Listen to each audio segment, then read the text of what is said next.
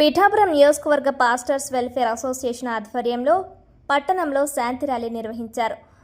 భారతీయ క్రైస్తవ దినోత్సవ వేడుకల సందర్భంగా 1950 నాటి రాష్ట్రపతి ఉత్తర్వులను సవరించాలనే ప్రధాన డిమాండ్లతో ఈ కార్యక్రమాన్ని చేపట్టారు.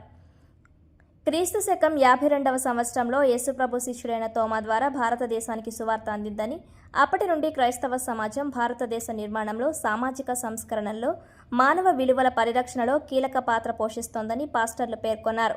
పీఠాపురం పట్టణంలో ప్రేమ, శాంతి, సమాధానం, సమానత్వం వెల్లివిరియాలనే ఆకాంక్షతో ఈ ర్యాలీ నిర్వహించినట్లు తెలిపారు.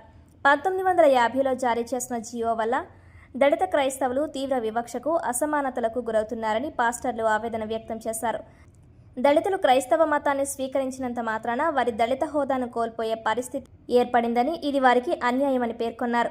కేంద్ర రాష్ట్ర ప్రభుత్వాలు ఈ విషయాన్ని సానుకూలంగా పరిశీలించి దళిత క్రైస్తవులకు రిజర్వేషన్లు కల్పించేలా ఆ జీవోను సవరించాలని లేదా రద్దు చేయాలని విజ్ఞప్తి చేశారు. ఈ శాంతి ర్యాలీలో పాస్టర్స్ వెల్ఫేర్ అసోసియేషన్ అధ్యక్షుడు reverend DA Victor Babu, Kakinada జిల్లా pastors fellowship executive secretary reverend D Victor Samuel, Pithapuram region నాయకులు reverend CK Singh, secretary reverend P Hanok, treasurer brother Nanibabu, వీరితో పాటు ఏఐసిసి నాయకులు, వివిధ సంఘాల ప్రతినిధులు, సంఘస్థులు పాల్గొన్నారు.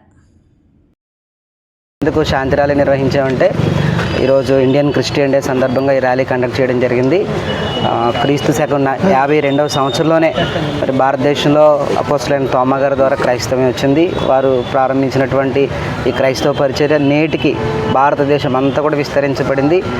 ఈ క్రైస్తవ్యం ద్వారా ఎంతో జీవితాలు మారే, ఎంతోమంది రక్షింపబడ్డారు. దొంగలు లేదా నరహంతకులు లేదా వ్యభిచారులు లేదా ఈ సామాజికమైన అలవాట్లు రకరకాల వ్యక్తులు మార్పు చెందారు.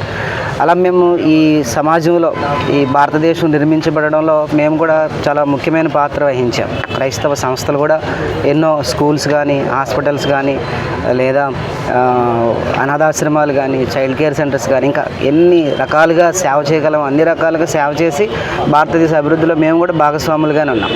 ఇన్ని సంవత్సరాలు లేని కులాలు, మతాలు ఇప్పుడు కొత్తగా ప్రారంభించబడి మరి ఈ ఎప్పుడో 70 సంవత్సరాల క్రితం వచ్చినటువంటి ప్రెసిడెన్షియల్ ఆర్డర్, ఎవరైతే దళితులు యేసుప్రభుని అంగీకరిస్తారో, అనగా క్రిస్టియానిటీని స్వీకరిస్తారో వారికి ఉన్న సామాజిక హోదా పోతుంది, ఎస్సీ స్టాటస్ పోతుంది, రిజర్వేషన్లు పోతున్నాయి. ఇలాగ కులం వేరు, మతం వేరు అయినప్పటికీ మరి ఎందుకు ఈ రకమైన వివక్ష కేవలం దళితుల మీద చూపిస్తున్నారో అనేది ఇప్పుడు ప్రశ్నార్థకంగా మారింది. 70 సంవత్సరాలు ఏ ప్రభుత్వం దీన్ని రద్దు చేయలేదు.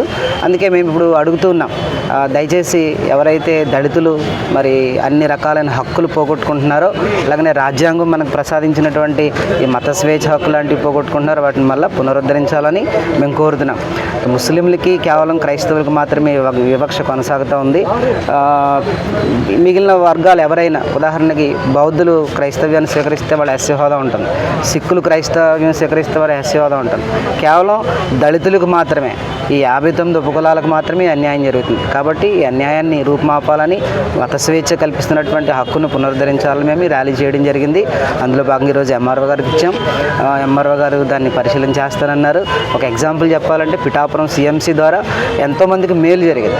ఎంతోమంది ప్రముఖులు ఇక్కడ పుట్టారు. అలాగే మన కాకినాడకి ప్రప్రథమంగా క్యాన్సర్ హాస్పిటల్ వచ్చింది, క్రిస్టియన్ క్యాన్సర్ సెంటర్. దాని ద్వారా ఎంతోమంది పేషెంట్స్ కూడా మేలు జరిగింది. అలాగే ఎన్నో సంస్థలు వచ్చాయి. సో ఇవన్నీ ఉంటుండగా ఇప్పుడు కొత్తగా ఎవరైనా ఎలక్షన్లో పోటీ చేయాలంటే వాళ్ళు క్రైస్తవ్యం తీసుకుంటే ఎలక్షన్లో పోటీ చేయకూడదని ఇలాంటి ఎన్నో కొత్త కొత్త మాటలు మాట్లాడుతూ ఉన్నాం. కాబట్టి ఈ అన్యాయాన్ని ఖచ్చితంగా మరి పరిష్కరించాలని, ఈ జీవోని తప్పనిసరిగా రద్దు చేయాలని కోరుతూ ఈరోజు ర్యాలీ చేయడం జరిగింది. Thank you. స్వీకరించినటువంటి వారి ద్వారా భారతదేశంలో ఎంతోమంది జీవితాల్లో వెలుగుతో నింపబడ్డాయి. భారతదేశంలో అనేక మంది ప్రజలు దీవించబడ్డారు, అభివృద్ధి చెందారు. మరి ముఖ్యంగా పిఠాపురం పట్టణంలో కూడా క్రీస్తు యొక్క సువార్తను అంగీకరించినటువంటి క్రైస్తవులు అందరూ కూడా పిఠాపురం యొక్క క్షేమం కొరకు వారు ప్రార్థన చేస్తూ ఉన్నారు. పిఠాపురం డెవలప్ విషయంలో కూడా వారు ఎంతగానో మరి ప్రయాసపడేటువంటి వారు ఉన్నారనేటువంటి విషయాన్ని కూడా తెలియపరచడానికి ఎంతగానో సంతోషిస్తూ ఉన్నాం. కనుక ఈ భారతీయ క్రైస్తవ దినోత్సవం యొక్క ముఖ్య ఉద్దేశం ఏంటంటే, క్రీస్తు యొక్క ప్రేమ, శాంతి, సమానత్వము ఈ యొక్క పిఠాపురం పట్టణంలో ఉన్నటువంటి ప్రజలందరూ కూడా పొందుకోవాలి అనేటువంటి ఉద్దేశంతో ఈ వర్తమానాన్ని తెలియజేయడం జరిగింది.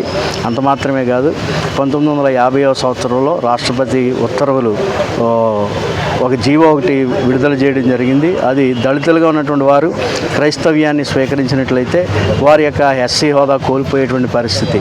కనుక ఇతర వర్గాల్లో మరి లేనటువంటి విషయం ఓన్లీ దళితుల విషయంలో ఇది జరుగుతూ కనుక దళితులకి ఏమాత్రం కూడా నష్టం జరగకుండా దళితులకు కూడా అన్ని రకాలైనటువంటి